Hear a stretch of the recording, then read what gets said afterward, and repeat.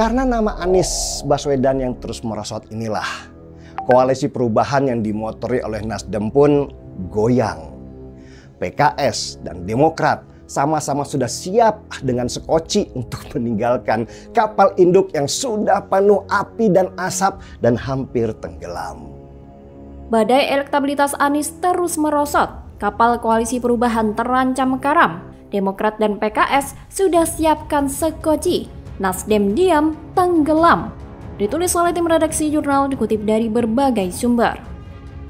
Koalisi yang dibentuk oleh Partai Nasdem, PKS dan Demokrat ini ternyata bukan malah tambah solid, tapi justru saling berbalas pantun, saling menyindir, saling menohok, saling menjatuhkan.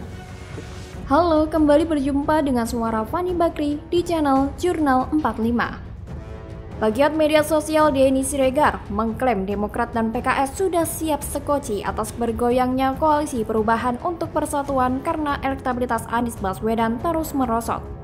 Dan kini hanya Nasdem yang terlihat bertahan dalam kapal induk untuk mengusung Anies Baswedan. Namun mungkin tidak lama lagi akan menyusul Demokrat dan PKS membawa sekoci. Sekoci PKS yaitu Menteri Pariwisata dan Ekonomi Kreatif Sandiaga Uno yang akan memasuki partai tersebut dan kemudian menjadi cawapres dari Ketum Gerindra Prabowo Subianto. Sedangkan sekoci Demokrat adalah berpindah kubu kepada PDIP dengan mendukung Ganjar Pranowo. Imbalan kursi menteri pun akan diambil jika Agus Harimurti Yudhoyono tidak menjadi cawapres Anies. Sedangkan sekoci Demokrat adalah berpindah kubu kepada PDIP dengan mendukung Ganjar Pranowo. Imbalan kursi menteri pun akan diambil jika Agus Harimurti Yudhoyono tidak menjadi cawapres Anies. Dan sekarang Nasdem kembali terkena angin ribut karena ribuan kadernya di Indramayu beramai-ramai mundur dan beralih kepada Partai Perindo yang dipimpin Haritanu Sudibjo. Karena isu mereka harus bayar 3,5 miliar rupiah hanya untuk mendapatkan kursi utama calon legislatif.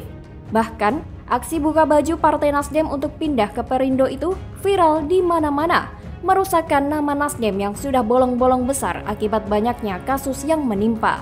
Bisa dibilang, Nasdem ini partai bingung dan pelin-pelan. Udah jelas-jelas Anies banyak masalah dan elektabilitasnya jelek, masih saja diusung hanya untuk meraih ambisi menjadi penguasa. Koalisi ini kemungkinan besar akan gagal dan hanya ada 2 pasangan capres dan cawapres. Apalagi beberapa hari ini Demokrat sedang berada dalam kondisi dilematis. Mau jadi cawapres tapi banyak halangan. Mau keluar dari koalisi tapi ragu-ragu karena masih berharap Anies akan mengumumkan AHY sebagai cawapres. Sementara itu, Puan Maharani sempat menyebut nama AHY sebagai salah satu cawapres Ganjar. Tentu saja, ini membuat koalisi perubahan agak uring-uringan karena Demokrat adalah safety zone koalisi. Tanpa Demokrat, koalisi perubahan hanya sebuah nama yang tidak bisa berbuat apa-apa, termasuk mencalonkan Anies. Lagian, jika AHY berhasil menjadi cawapres Anies, apa untungnya?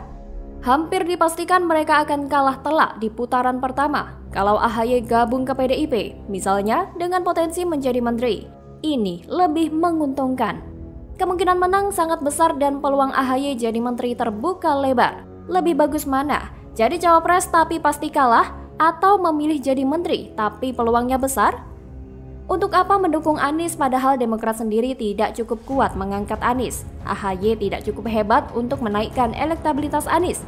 Lebih masuk akal mendukung yang lain dan terima tawaran sebagai menteri.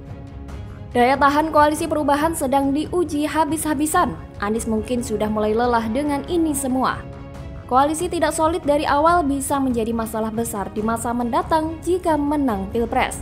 Ibarat Anies capek-capek tebar pesona ke sana kemari, tapi ternyata endingnya menyesakkan dada.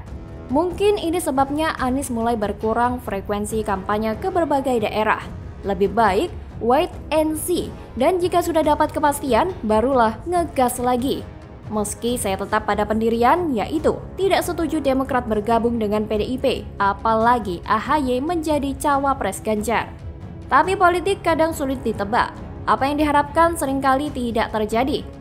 Politik bukan berdasarkan pada suka atau tidak suka, tapi berdasarkan kesamaan visi dan kepentingan.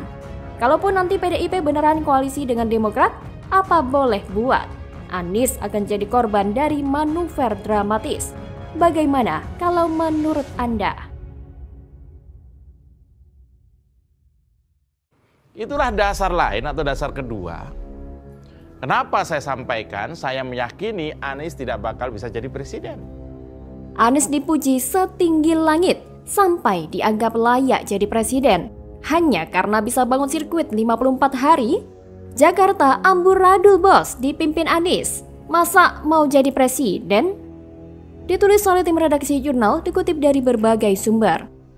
Apa yang dia kerjakan dengan yang diucapkan itu nggak pernah sinkron. Dari sejak Anies dikenal publik sampai sekarang. Jadi memang Anies tidak bakal berubah menurut saya. Itulah kenapa dia hanya mampu mengeluarkan teori-teori besar tanpa sedikit pun kemampuan secara teknis dalam mengelola kota besar. Halo, kembali berjumpa dengan suara Fani Bakri di channel Media 45.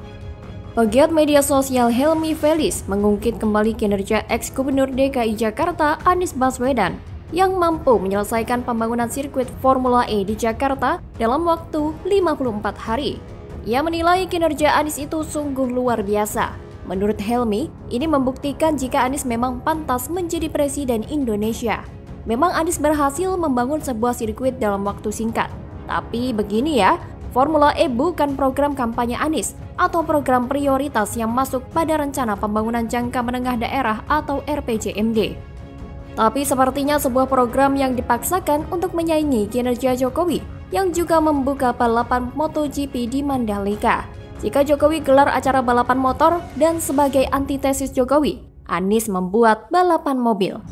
Tapi sayangnya karena Anies ini tipe orang yang tidak bisa kerja dan hanya bisa ngomong, maka Formula E sangat tidak melebar gaungnya. Apalagi pengerjaannya dikebut karena hampir tidak jelas perjalanan proyek ini. Jika saja proyek ini memang sudah jauh-jauh hari direncanakan dan ditangani atau di bawah naungan orang yang bisa kerja, maka pasti akan luar biasa hasilnya. Tapi ini di bawah naungan orang yang hanya bisa ngomong doang. Dan lagian program Formula E bukanlah bagian dari kampanye Anies. Jadi sangat mengherankan proyek ini digenjot cepat. Sementara program utama seperti rumah DP 0 rupiah dan OKOC kini tak jelas nasibnya atau menguap begitu saja. Janji hanya rekam janji. Maka cukup beralasan jika saya pribadi tidak akan memilih Anies karena rekam jejaknya yang sudah jelas tidak bisa kerja dan juga tidak bisa menepati janjinya di Jakarta hingga habis masa jabatannya. Justru yang dihasilkan Anies adalah banyak proyek yang bermasalah seperti sumur resapan yang hanya merusak jalan-jalan. Padahal diharapkan bisa menanggulangi banjir, ternyata tidak juga. Padahal harusnya Anies berpikir baik-baik bahwa lumbung suara itu ada di akar rumput yang tak bisa membeli tiket nonton Formula E. Jika saja Anies menjalankan programnya dan warga Jakarta puas, maka kata-kata ejekan serta image negatif untuk Anies tidak akan terjadi. Belum lagi Anies juga memainkan politik identitas dalam mengejar kekuasaan. Maka dari itu Jakarta memang telah mengambil keputusan yang sangat fatal. Telah mengambil keputusan memilih gubernur terbodoh sepanjang masa atau sepanjang sejarah. Para bohir Anies adalah pemain catur yang licik. Mereka menikmati permainan politik bulus ini. Mereka tak peduli nasib rakyat harus seperti apa. Bahkan harus merangkak-rangkak untuk bisa mendapatkan cukup makanan. Mereka tidak akan pernah peduli. Bagi para bohir, bagaimana memastikan semua permainan yang menegangkan ini bisa dinikmatinya. Saking melimpah duitnya yang terus mengalir ke pundi-pundinya. Bahkan di saat pandemi di mana warga banyak sekali yang susah, para bohir ini tampaknya masih kaya raya saja.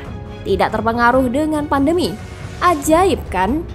Maka cukup beralasan jika saya pribadi tidak akan memilih Anies karena rekam jejaknya yang sudah jelas tidak bisa kerja dan juga tidak bisa menepati janjinya di Jakarta hingga habis masa jabatannya. Justru yang dihasilkan Anies adalah banyak proyek yang bermasalah seperti sumur resapan yang hanya merusak jalan-jalan. Padahal diharapkan bisa menanggulangi banjir, ternyata tidak juga. Yang seperti ini memang tidak pantas menjadi capres.